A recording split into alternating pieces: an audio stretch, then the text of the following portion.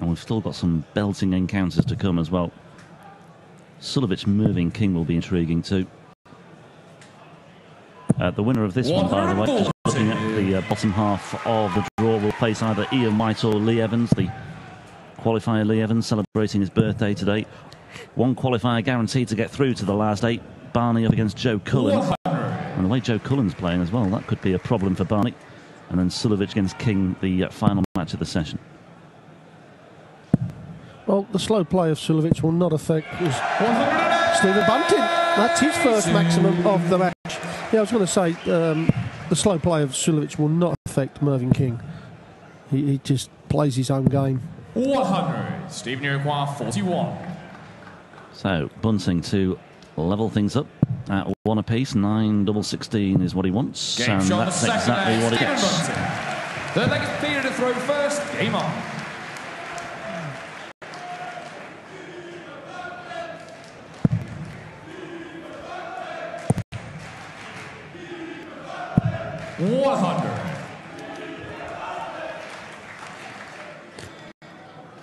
Well, Wright opened the account of this match with a 12 darter.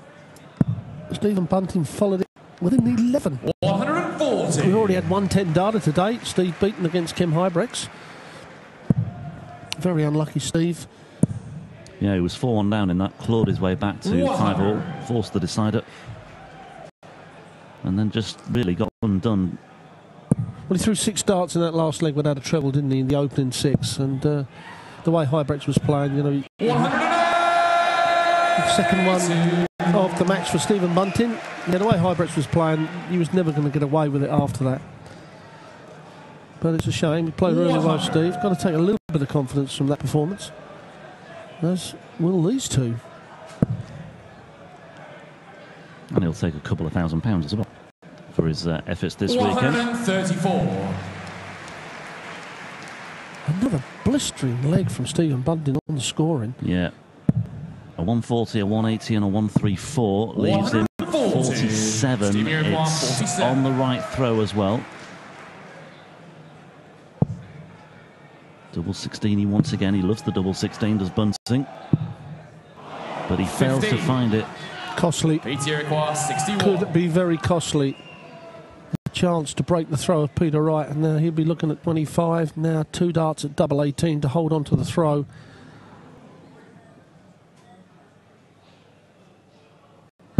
Game shot the third. We had to wait, but it was worth waiting for. Yeah, took his time there. Game on. Peter Wright, not sure whether that was down to dropping his darts. The camera wasn't on him, but either way, he finished that off very nicely indeed. And Wright, having been in danger of suffering a break of throw, saves his throw there. And now leads by 2 legs to 1. 60.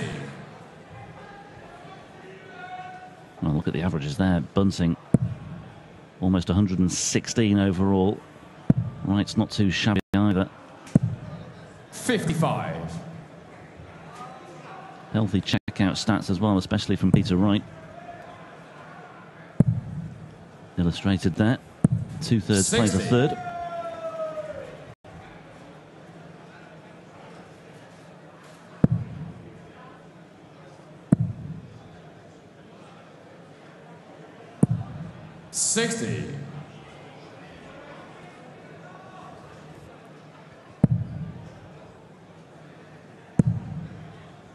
$112 dart leg, $111 dart leg, $115 dart leg so far as well.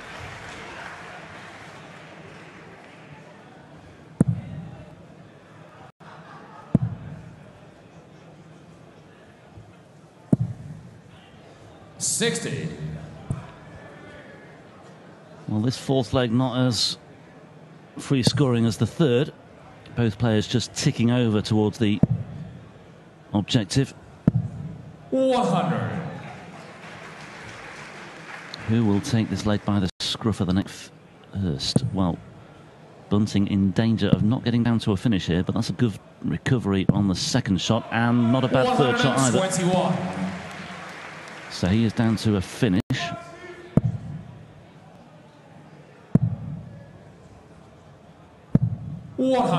Stephen Iroquois, 105. But Peter Wright keeping himself in contention. 48 away, 16 leaves double 16.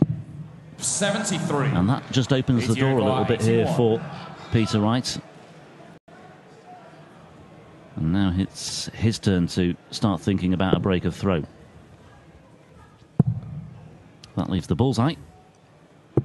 And he takes it out. Nicely done from Peter Wright. Well, Stephen Bunting threw 18 darts in that leg. Should have cleaned it up inside of those 18, but he finds himself a break of throw down now.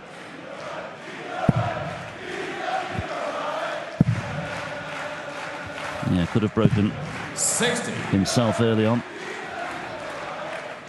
Just shows you how quickly the game can change. I mean, he had 2 darts at double 16 to go 2-1 up, and now he finds himself the break down, 3-1 down, and now he's got to break Peter Wright on 2 occasions because he threw second in this match. So it's a tough call now for Stephen Bunting.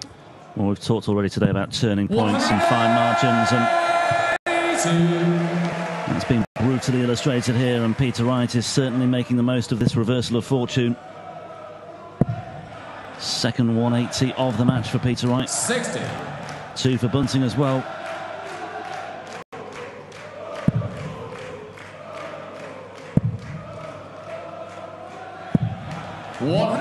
Similar approach from Peter Wright as he had yesterday in that 6-3 win over Watimena. He lost the first leg,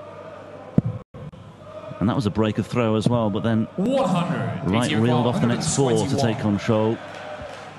Just a few missed doubles from Peter Wright yesterday. That was a slight concern. That allowed Watimena to come back to trim the deficit to 4-3. 103. As Peter Wright leaves himself double 9 for a 4-1 lead. Wright eventually finishing the job against the Dutchman yesterday. That's a great setup from Stephen Bunting. The double 9s we've said so many times is a bad route, but he opted away from that. And it pays dividends. Very, very sensible play from Peter Wright. If you don't fancy the double, if there's a danger of splitting it, just avoid it completely.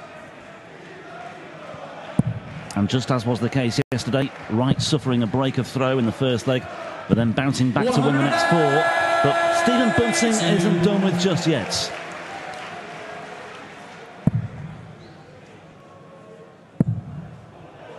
The scoring, by and large, of Bunting today, there's not been a great deal wrong with it. Trouble is, it's those missed opportunities on the doubles that have counted against him. 4 perfect darts, the collective grow. Well, 5 perfect darts in the end.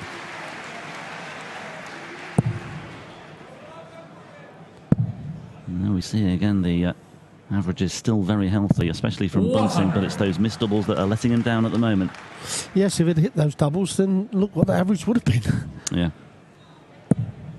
Here we go again. Doesn't want another one of those. 135. That sets it up very nicely indeed to 46. But it's on the Bunting throw, remember. 100. So Wright won't be unduly concerned at this.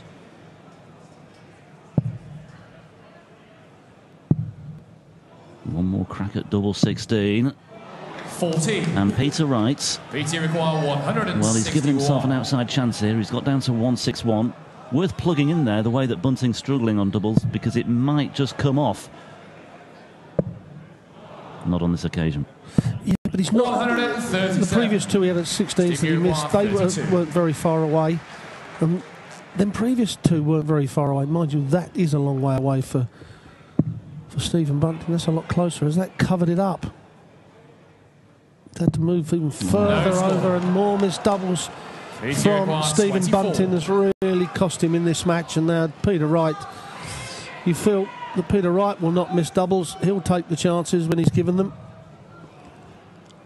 You'd suspect. Game shot, the 6th leg. Peter And he's breathing very easily now. 7th leg is Peter to throw Bunting first. 1 from 9. And Joe Wright watches on, more than happy with what she's seeing so far. Ricky Evans watching on as well with his good friend on the stage, Stephen Bunting. Yes, and the one behind Ricky Evans is John Archer, Stephen's manager. 60. Oh, there we see it, 50%. for Peter Wright, only 11% for Stephen, and you can't afford to do that on the last day 120 of a championship. It just isn't going to work. Yeah, 1 from 9 on double 16. Will there come a point where Bunting might just think about going another route? I don't think Stephen would. I mean, some players may do, but I think if Stephen has the option, he'll still go for the 16s. Sometimes it's just inbred in you. You don't even think about switching. 140. Yeah, no problems with the approach play from Stephen Bunting. The scoring has been good. It's the business end of legs that's really counted against him here. 60. 6-1 would be a very harsh scoreline on Stephen Bunting, wouldn't it? So, yes, it would be with the way he's been scoring. Been hitting the treble 20 quite brilliantly. 95.